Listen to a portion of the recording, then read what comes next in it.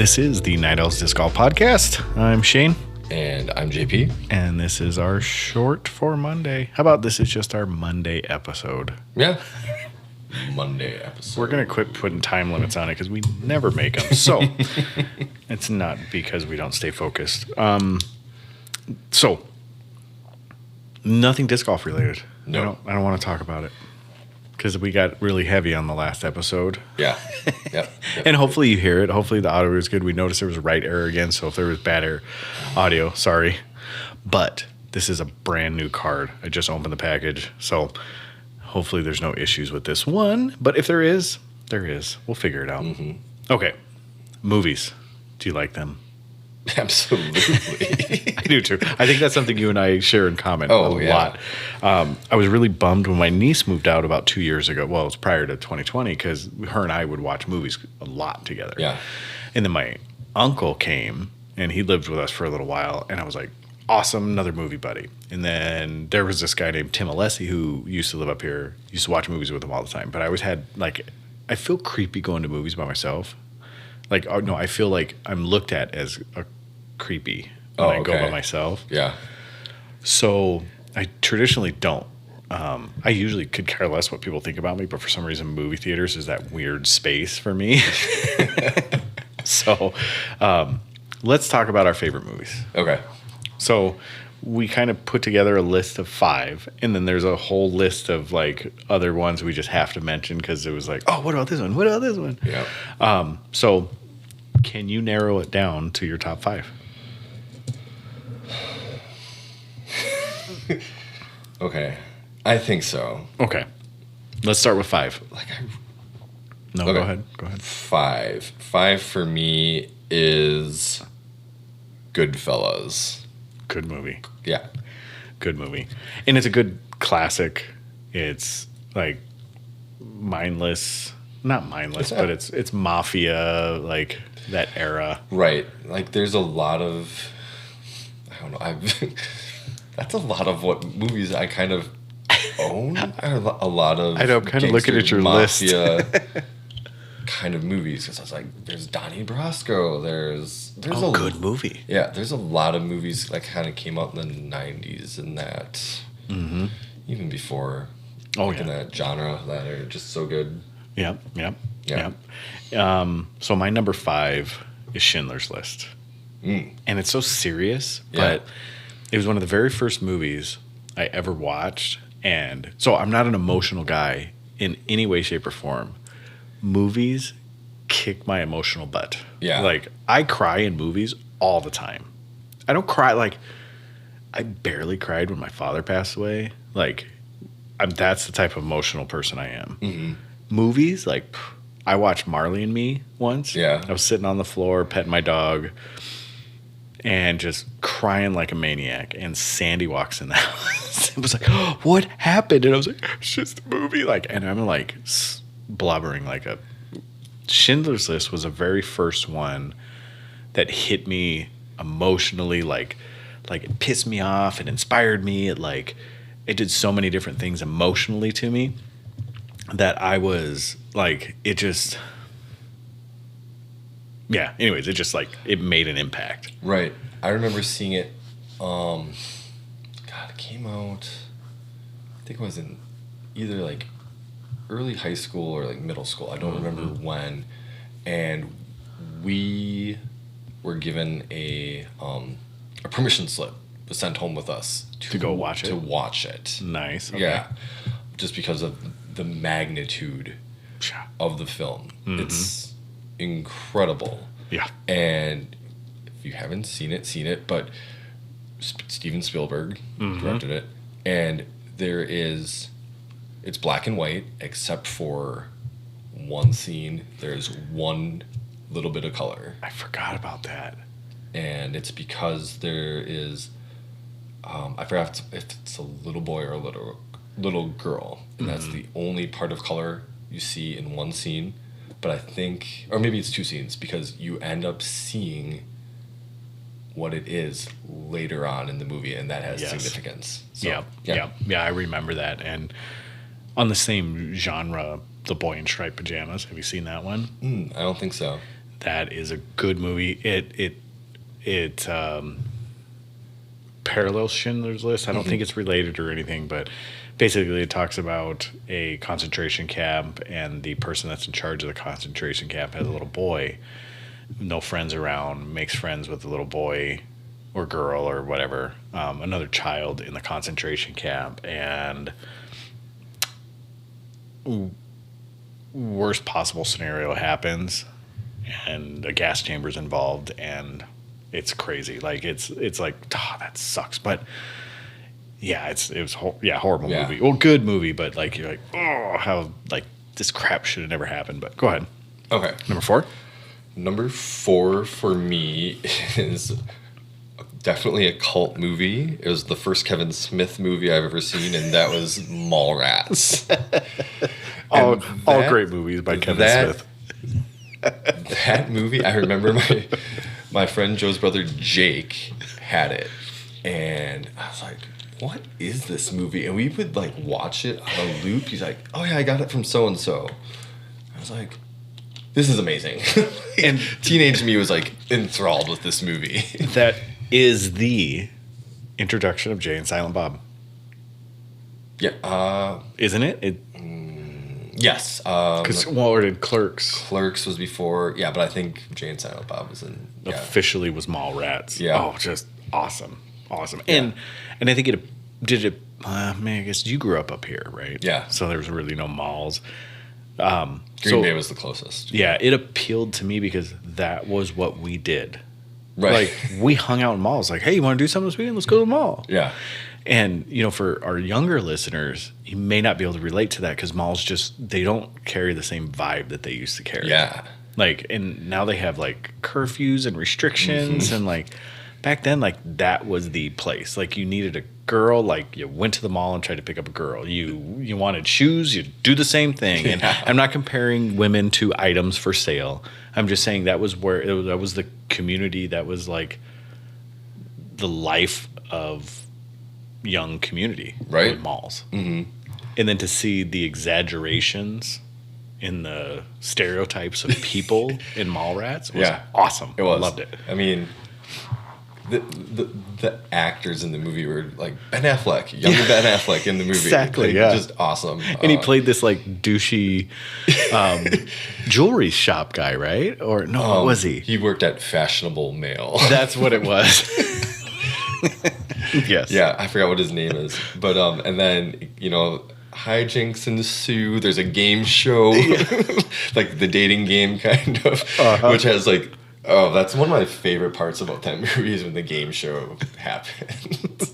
But yeah, and then, like it was originally supposed to be part of the tri-state, or what was it called? Tri-state, it was Clerks, Mallrats, and then Chasing Amy. Yeah. Yeah. And so it was like a trilogy. And then obviously Jay and Silent Bob Strike Back, and then there was Jersey Girl, and like he Dogma. Yeah, Dogma. I forgot about Dogma. Yeah, Dogma's great too.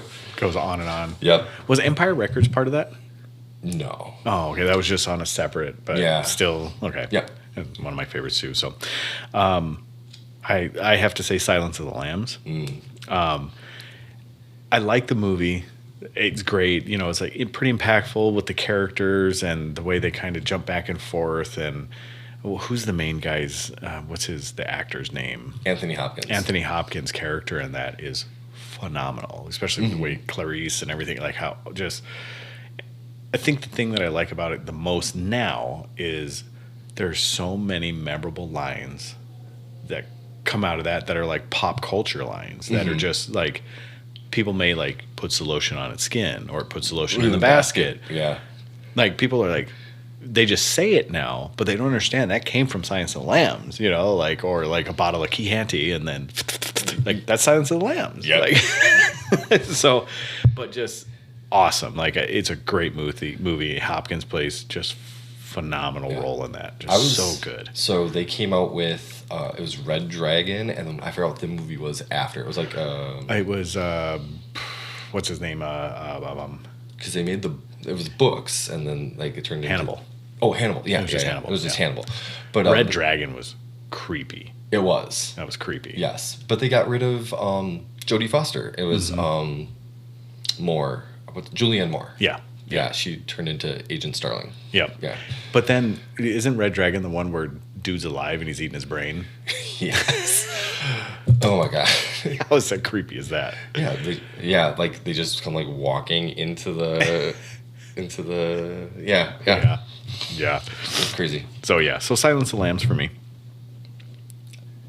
And I see we have the same movie Oh, is that your number 3? for number 3. Yeah. Yes. So Yes. for me, yeah, The Matrix. When it came out, it was genre defying and like cinema defying. Right. Like defining. Like the technology used in that movie, like bullet time was created. It's, the use of like 360 cameras. Yes. So like every camera, it's like the shutter goes off and it takes a image, and that's like when you see Neo like bending back like that To dodge bullets. Yeah. right? Like the stopping time and like everything. Like it was Yeah. just awesome, and like the story, the first movie, the plot was just awesome. So And then the second and third one happened. yeah, I'm still a fan, but I am too. Man, I wish they would have done something better. Did you watch the newest one? Yeah. I thought it was good. It was good. Yeah. I think someone like it was pointed out that the effects were kind of like B movie-ish. They weren't. Yeah, they weren't. They were on par with the original, and you'd Yes. think with the 20 years Yeah. between them, right? Because that's how long it was. That you would just see so much more, Right. But right. There was good moments in the movie. It was kind of a rehash of the original. it was. Yeah. And I heard that they're just not gonna. That was like, boop. Oh, done. they're not going to do anything. not gonna do That's anything. disappointing. Yeah, though, like honestly. the studio is kind of like, they saw what had happened. Like Because they were planning on doing 3 more. I think that's what was gonna happen. Oh. Yeah, and they just kind of went. I think we're good. Oh, that's too bad. I hope Netflix will pick it up.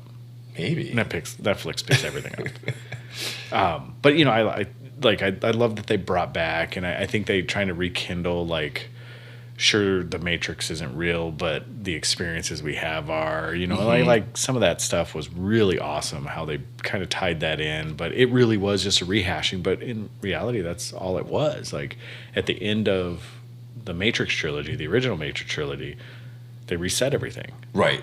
And there was this new grand sunrise, and then the new Oracle was like, did he do that? And they're like, yeah. And that was how they left it. Right. So Neo tried to like, I just wanted to be a normal life now, like leave me alone, put me back in the Matrix. Yeah. And then this movie came on, and I thought it was good. Like, I'm not too critical of movies. Like, I'm critical of everything else in life, but of movies, I'm like, dude, that was really good. People are like, dude, that sucked. And then when they point it out to me, I'm like, oh, you ruined it for me, But I enjoyed it. I thought it was really good. But the original Matrix, it was one of those like, I remember standing in line at the movie theater. I was in college when it came out, and so I was in a small Christian university, and I remember it was our Old Testament professor. We were standing in line, blah, blah, blah, and I turned around, and he was standing there, right? And he wrote this whole thesis about how Matrix is basically retelling of Jesus. Huh. And how it parallels Jesus' story. And I was like, wow, that is... And it was really fun to read it. But yeah, so, I mean, it just showed the way that it bridged age gaps was crazy. Like, I was a first-year college student. Was I? It came out in like 99. Okay, I was first year then. Yeah. College I think so. student. Yeah. No, I think it came out after that. Like 99, 2000. Yeah. Around there. Yeah. Yeah, I was a first year college student. I remember being in college, and then, and then like our professor was there, and then like we saw like moms like with their daughters, and then like grandmas, and like you were like, what is the deal with this? But Keanu can pull some people. Yeah, it was crazy too because I think that there wasn't a sci-fi movie like it. No. At the time, like it was just pretty original. Yeah. Yeah. I mean, you had Starship Troopers. That was a close second. But awesome movie too, by the way. It's one of those movies It's a like guilty pleasure kind of movie. when it's on, like you watch it. Yeah. You don't turn it off. You just stop there and just go ahead and watch it. I haven't seen that movie in quite a while. I purposefully watched like there's like 4 of them. I don't know if you know that or not. I purposely watched them like a couple nights. Well, like a month ago, I was just like kind of went through like Okay. all 4 of them. Yeah. They get progressively worse. So bad. Yeah, kind of like like watching Sharknado once. It's like I saw the first one. I was like, man, they made like 8 more of these things. Are you kidding me? I know, how many times can you make it? Yeah. Oh man, I'm glad they stopped the snakes on a plane thing. I mean, I know there's a lot more different on a plane things, but I'm glad they kind of put the kibosh on that one. All right, you're number 2. All right, number 2 for me. I flip flopped between Leonardo DiCaprio movies. Oh, Number 2 for me is The Departed. good movie. I'm a big fan of Scorsese. Yeah. And got him the Oscar. Yeah. And Leo, man, like, Yeah. dude, he kills that role. Yeah. Like, Matt Damon's in it. Like it's just a really, really good cast. is that the one with Pacino? No, he's No. not in it. Which one am I thinking of? No, that was Pacino and Farrell, Colin Farrell. Yeah, go ahead. Oh, I know what movie you're talking about. Yeah, I'm but, trying to think of what that yeah. was. But yeah, I mean, when I first saw it, like the interweavings of like the mafia, the police, like the way the story intertwined, and like finding out like who the rat is, the snitches, and it Yeah. was just a really good story set in like Boston. Yeah, yeah. It was awesome. Well, because like it gives a little bit of backstory on how DiCaprio's character kind of came up, like Right. how he was raised Yeah. and who his loyalties played for, and all that. Like, it's really good, Yeah. really good. Oh, Mark Wahlberg's in it. Yeah, he's Yeah. in it. He's one of the main characters towards the end, isn't he? Oh no, he's through the whole thing. He's through the whole Yeah, thing. he's through the whole thing. Yeah. Yeah. So it's really crafted quite well. Mine is, it's kind of like a box of chocolates. So Forrest Gump is mine. I remember watching that movie, and immediately, this is one of the very few movies I ever watched twice in a theater. Like, Oh, really? yeah, I went and watched it again. Actually, I watched it 3 times.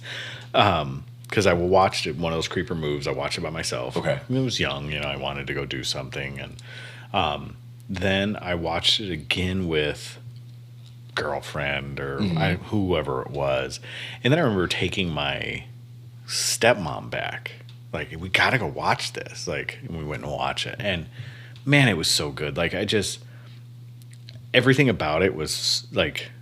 I'm a huge Tom Hanks fan. Like one of my all-time favorite movies didn't make the list, but one of the would make a list is Big. Mm-hmm. Love that movie, but Tom Hanks just does so much. Like Castaway. I mean, you go on and Yeah. on. You can go Saving Private Ryan. And I took one off the list, which was Green Mile. Yeah. Another one, but he does such a great job of portraying this idealistic human being that only sees good. Can't really do anything right, but somehow is always succeeding, and not succeeding in little ways, just in huge ways.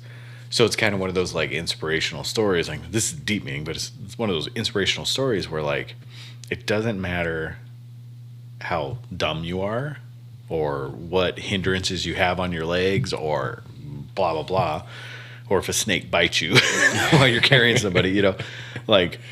Just keep going, keep pushing forward, and you'll do it, and have a positive outlook, treat people the way you're supposed to treat them, and it'll all work out. And that's kind of the thing it tells you. I mean, if you have no legs, like, hey, buy this fruit company, and, because Lieutenant Dan ends up buying Apple, like Apple stock, and like, so it's just such a fun movie, and the stories they do, it's like, they're not so far-fetched that you couldn't believe that it could happen to a person. Right. You know what I mean? Like, Yeah. Sure, like, just a real lucky dude, Like, so it was just one of those, like, man, I wish this guy really lived. And the part that I like about it so much is, like, he's sitting there talking to that lady on the bench and all that stuff. She's like, well, it's just right over there. What? And he, like, goes to run away, and then he comes back and grabs a box and goes running off. But, yeah, anyways. So, yeah. So, Forrest Gump. Your number 1? My number 1 is Pulp Fiction. I feel like mine is such a letdown. I love that movie, by the way. It is. So when I forgot how old I was when I watched it, it was fairly close to after it actually was released on VHS. Yeah, there's those tapes again. Yeah. But the thing that captivated me about it was the characters. Very character driven. The dialogue was unlike almost anything I'd ever heard before. Just the interactions of people. The crudeness of it too. Like Right. super crude, but there's no filter for sure. Yeah. It's one of those things too. I never really noticed it before, but in the movie, there's only maybe a handful of times that there's more than two people on the screen. Like it's a lot of back and forth dialogue between Sure. Especially people. between Travolta and Samuel L. Jackson. Yeah, man, they're great. Right, and then there's a scene with Bruce Willis. He's in a cab after the fight, and he's talking to, I forgot, the Esperanza Spalding, or I forgot what her name is. I think that's close to it, but he's talking about his fight and all this other stuff, and yeah, I like it. It made me it really made me want to become a movie director. Like that was my goal. Oh, But really? yeah. It was just one of those things where I got into screenwriting, and just wanted to be a director based solely off there's other films that made me want to, but I was like, this movie really moved me in a way that I wanted to. And yeah, Tarantino is one of my favorite directors of all time. So. Tarantino movies are hit or miss for a lot of people, but I find enjoyment every single one of them he's put out. Some of them are absolutely redonkulous. Yeah. But they're so fun in a lot of ways too. So fun fact about Samuel L. Jackson and Pulp Fiction, and that is a lot of wind. I hope that picks up on the mic. That's crazy. Yeah, that was crazy. Jeez. So Pulp Fiction, Samuel L. Jackson, and Star Wars. So did you know that Samuel L. Jackson on his lightsaber on the handle had BAMF? I did. I heard that about this not that long ago, though. Yeah. I didn't realize it at first, but I had heard that they had that engraved on his. Yep. So he on his wanted it lightsaber. engraved on his lightsaber, and he he did an interview where he says, what is BMF? He says, it's a badass mother Yeah. effer. And he says it's the tie-in to Pulp Fiction. He goes, in Pulp Fiction, I had that written on my guns. Wallet. Oh, was it wallet? That was Yeah. his wallet. Okay, Yeah, so he yeah. had it written on his wallet. And Right. he says he's just carried it through to every single role he's ever played. Yeah, that's since pretty then. awesome. And I was like, that is awesome. That is. So Pulp Fiction is directly related to, and there's not even these 7 degrees of separation, and it is directly related. So, and I figured I had to bring up Star Wars because neither of us put it in our top 5. No. Kind of sad, but No. Okay, so it's Star Wars for me. I love those movies. Growing up, I can't tell you how many times I've watched them. even Jar Jar Binks. Yeah. I'm good Yeah. with Jar Jar Binks. Yeah. He's okay. But Don't be a hater. like I said before, they're good movies, but they're not the best movies out of the movies that I've seen. Right. That's just kind of out of my Yeah. favorite movies. They're not. You would never say no to watching them. Oh, absolutely not. Yeah. Yeah. But you would probably never put it on a list of top 5 because, Right. and as a collection of movies, probably put it up there with Lord of the Rings and, People. Matrix and If you put the original trilogy, so 4, 5, and 6. yep, I would say it's probably the second best trilogy to Lord of the Rings. Okay.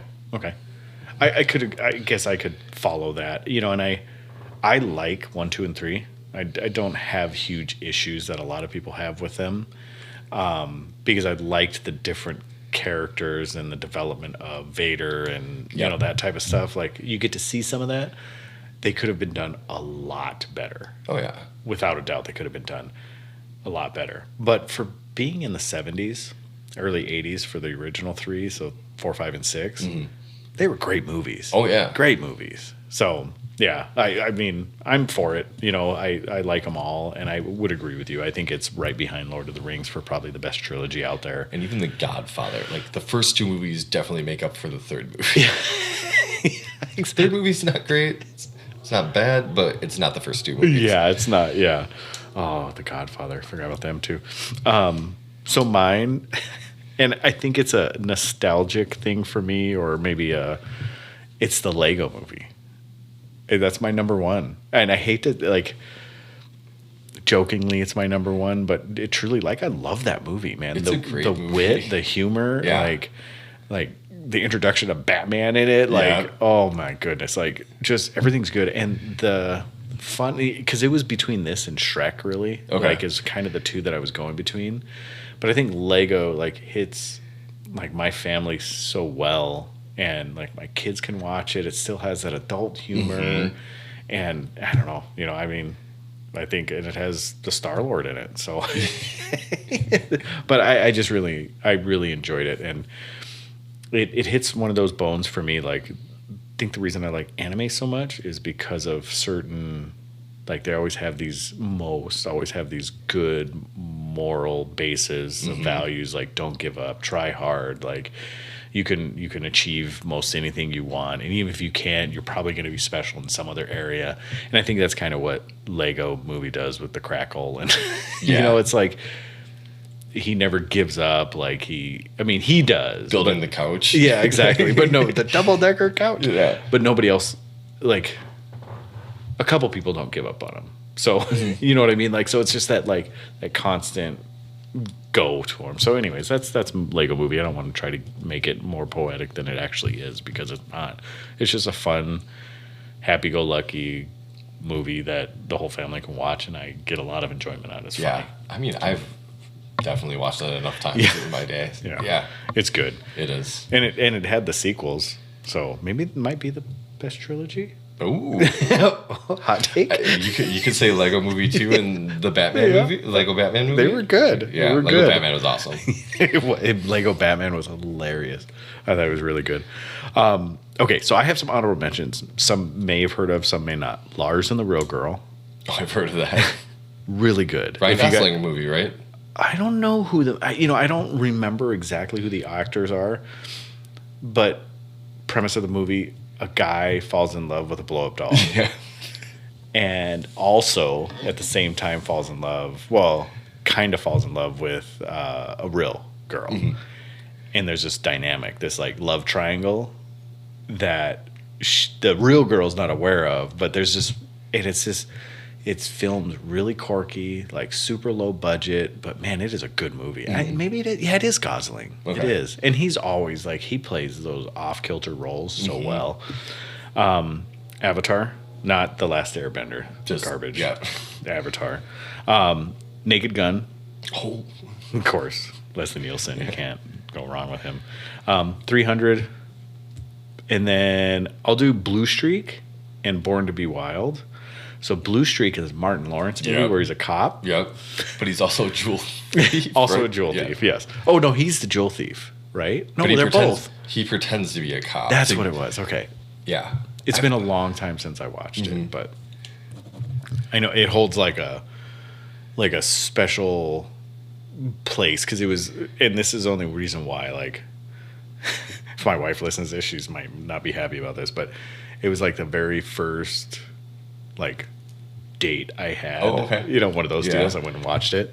And then Born to Be Wild was probably one of the very first movies, like, I watched over and over and over again, but it's a Disney movie of a gorilla and a kid, and you know, his mom's like the trainer for the gorilla, but this gorilla and him end up falling and like become best friends. But it's hilarious, like interactions they have and stuff. And so, anyways, those are my honorable mentions. So, and of course, Star Wars.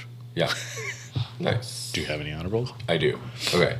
The Prestige. Have you ever seen that? Is that the one? I don't know if I have. It has Christian Bale and Hugh Jackman, and they're magicians. Oh, I have. Yes. And they're like competing with each other. Scarlett Johansson's in the movie as well. Yes. And Michael Caine. They depict like, isn't it supposed to be kind of a parallel to like Houdini and or are they just because set back in kinda. that timeline? It right? is, Yeah. right. Yeah. But Christopher Nolan movie, and Okay. like every Christopher Nolan movie, there's a twist to Mm-hmm, it pretty much. But yeah, just really good acting. I don't want to give the movie away too much, but it's just good. Okay. Okay. Snatch, Guy Ritchie movie, which is a good one. it is, and it's just one of those movies where every character is just like quirky in a way, where like it follows so many different people around England, London area. Brad Pitt's and he's a fighter. Vinnie Jones, who used to be a football, like soccer player, who's big. He's in quite a few movies, but just I don't know how to explain it, but it's just awesome. Like a jewel, like it's all centered really around the diamond. That's like the big thing, and how all these people are connected to each other. All right, next, Inglourious Bastards. Another Brad Pitt. Man, yeah. It's so funny. It is. It's so funny. Have you seen the movie Logan? The Logan, like Wolverine Logan? Yes. Yeah. That 'cause movie. Dr. X is in it. And, Yep. Yeah. And it's all about Logan, Wolverine, his last kind of days with Professor X, and he learns that, he's with a small girl, that they're traveling around the country trying to elude this task force that's coming in to try to get her. If you follow comics, she's like X-23. 23, yeah. Yeah, and so, there's how he interacts with this girl and everything. Yeah. And The end of it's kind of sad. it is. And so I got the DVD when it came out, and there's a black and white version, the noir version, and it's pretty cool. Really? Okay. And then Jaws. Really? Okay. Yeah, I love that movie. I love Jaws. See, it's funny. I've never enjoyed that movie. Really? I think that's the only one that I could say, like, yeah, I just never enjoyed it. Okay. Never enjoyed I think it. the suspense of them trying to just figure out what the man eater is, and then Sure. all of a sudden you see you see Jaws, or I forgot he has a name. I forgot what the name of the actual shark is, that they like a cult name for him. I forgot what they call him. But you see parts of him, and then all of a sudden towards the end you actually see him like come up on the boat and everything. It's just played out really well, and it struck fear in people's hearts for a very long time. Well, I remember being scared of the water after that. Like, and we lived in. Well, the first time I saw it, we lived in California in the desert, so it didn't bother me. And then I moved to Florida, and that's all I could think about when we were out in the ocean, like Jaws, like what's underneath me, what's underneath me. I understand the impact it has. I understand like the groundbreaking animatronics that were there and stuff, and they don't even use animatronics anymore. But, No, there's very, very few practical effects anymore in movies. Yeah. And they did a lot of things that were super cutting edge, and especially the suspense, and the opening scene is just one of the most iconic opening scenes there is. With the girl swimming, she's like, oh, and she like skinny dips just down to her underwear, and she's out swimming in there, and she just like disappears under the water. And then they have the camera views, which are very like cutting edge and different because they were underwater. Like they were showing from the shark's point of view, but you couldn't see what it was, what the beast was. Yes. It was just the shark, just the point of view. So that was kind of a new thing, that point of view cam. So yeah, no, I get it, but I just, for me, it never like hit me that way. Yeah. So. And then I didn't write it down, but Back to the Future. Oh, of course. Yeah. Of course. And Ferris Bueller's Day Off. Yeah. Those are two. Did you ever watch Harvey? No, I don't think so. So Harvey is basically this guy and his imaginary rabbit. but he's not just a rabbit. He's like a 6 foot tall biped that walks around, but he's like an imaginary. But you see his like shadow every once in a while and stuff. Oh. And I want to say it's Cary Grant. Like it's Okay. an old movie. Yeah. Like it's really good. Like it's kind of funny the interactions he has and how Harvey kind of like he's more of like a moral compass for this guy. Like it's neat. It's different. But just one of those movies like I watched in my childhood and I thought it was funny. You know, Yeah. I was like, oh, this guy has an imaginary friend. So, yeah. Well, anything else? Any more movies? No, that's all I can think of. I mean, like I could keep going forever. Yeah, I really could, but let's limit it a little bit. Yeah, exactly. Because we, it's short, throwing up air quotes. Anyways, where they can find you. One night.owl on Instagram. And door_disc_golf. And I think outside of that, you can find all of our socials there. And remember, $10,000 matching on paulmacbethfoundation.org through the month of April. We will match up to $10,000 that come into the Paul Macbeth Foundation. So make your donations. You got a couple more days here. You got about 10 more. It'll be about about 5 more days by the time this airs. So get out there and make that donation. Appreciate it. Keep it subpar. Peace.